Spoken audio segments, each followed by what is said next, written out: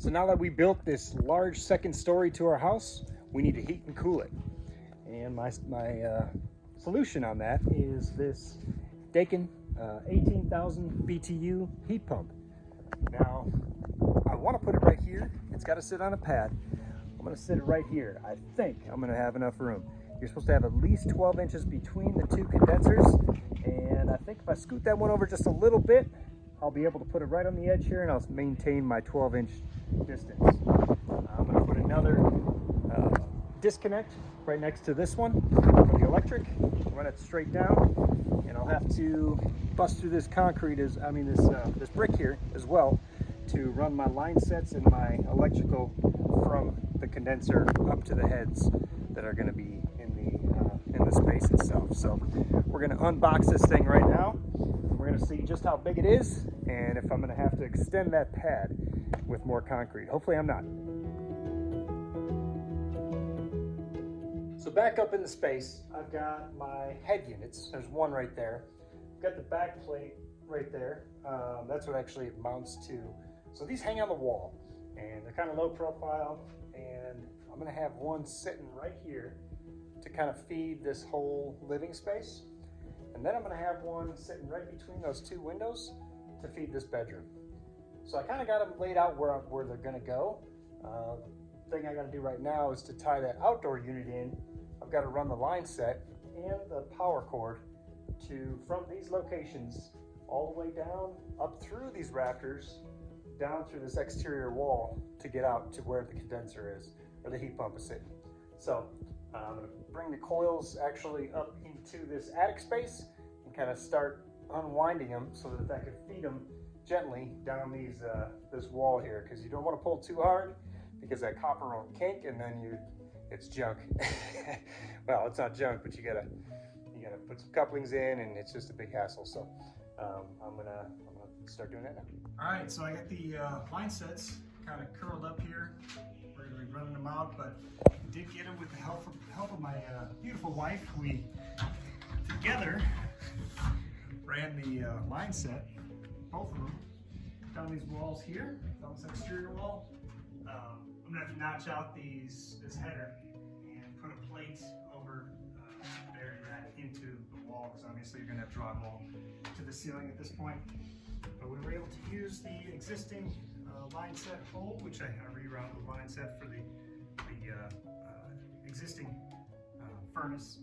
So I was able to use that hole, and we got them all the way out to the condenser. And back out at the unit outside, we've got two line sets coming out through that hole, and two power cords. I marked them so that I know which ones are for which. And I'm going to take these panels off to where the line sets actually connect to these 4 ports right here. And then I've got 2 different lines for my power cords, and then one going out to the breaker box so that the whole thing is energized.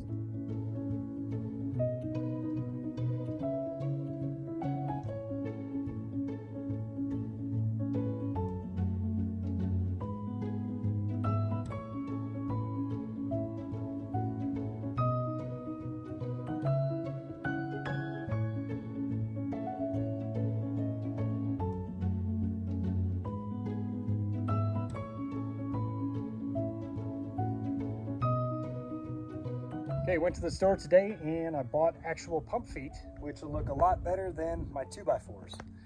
So I'm gonna actually set this thing correctly. And I also got a disconnect for the power and a 6-foot width.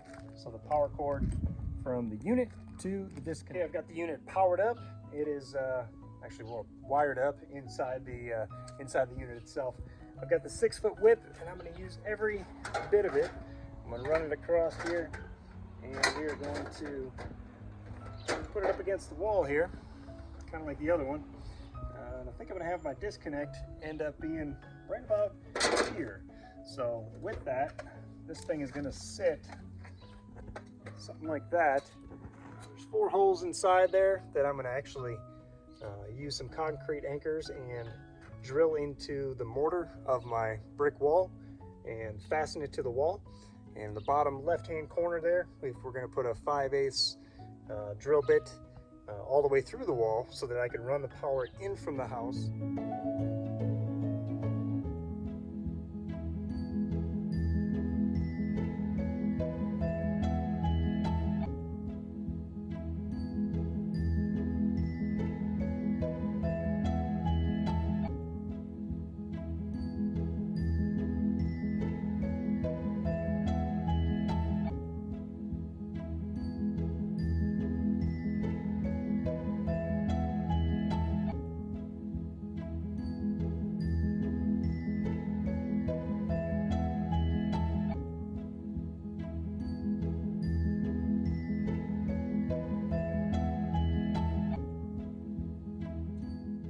All right, so onto the electrical connection for the HVAC unit.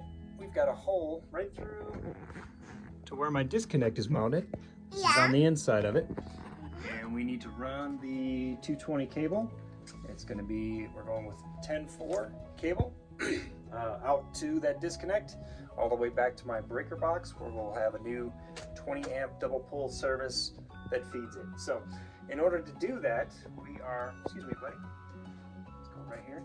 We're gonna have to chip away. I'm gonna run this cable kind of nicely through this already foamed wall. I'm just gonna chip away the foam that I need, drill a hole through this stud, drill a hole through this stud, because what I need to do is get back to the garage. So the garage wall is actually over here. So we're gonna actually run that cable through and then run it up to where the garage attic is located.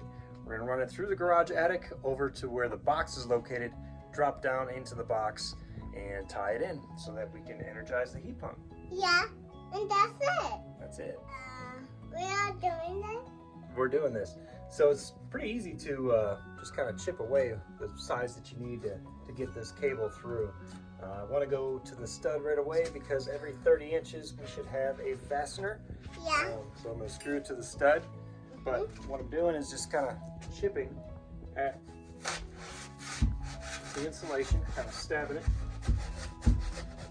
And it pretty easily just pops out if you kind of stab the whole thing. Just kind of flakes right out of there. So we're going to continue to break away the path that we need, and then we're going to run the cable in there, fasten it to the stud, get through these studs, and get it to where it needs to be. Yeah. Okay, so you definitely want to be careful when you take the panel cover off. But inside your panel, you've got the main feed coming in. You don't want to touch anything because this is all live. You got the main feed coming in from the outside. The two poles come down here, here, and here. Those two will shock the mess out of you. Do not touch any of this.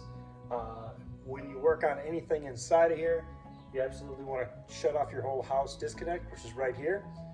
But what I'm going to do today, just to feed in the heat pump feed and then the other circuits that I need for the upstairs, is I'm going to have to cut, because this thing is flush with this garage wall.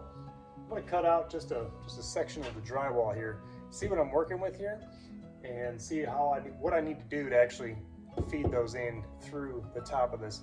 Because what I'm going to be doing is running these new cords up into my attic space above the garage, and then feeding the attic, the upstairs from there. We're going to run the black to the line on this side, the red to the line on this side, and the red and black go back to the heat pump itself. And you want to ground both of those cables to the same ground, and you're going to want to flip this around to where it says on, close it up, and she will be powered up. All right, I was able to feed the 12-4 wire all the way from the heat pump to the breaker panel, and man, it was tight. I ordered 24 feet. Guy said he gave me 25, and I'm glad he did because I just barely made it. So now what I got to do is get this nut on here. I got to slide that all the way up to this point, and I'm going to strip this black rubber all the way back to that point so that I end up with just bare wires coming out. Well, covered wires, but stripped. And I'm going to have the fitting on here so I can feed it all through. I've got this already knocked out right there, and we're going to push it all through into the wall space here and then feed it back through. I'm going to put the red and the black onto my double pole breaker on the top and bottom there. I'm going to ground it out, and I'm going to click it onto, well, I'm going to turn my power off first. Then I'm going to click it onto the breaker panel itself, and we should be live.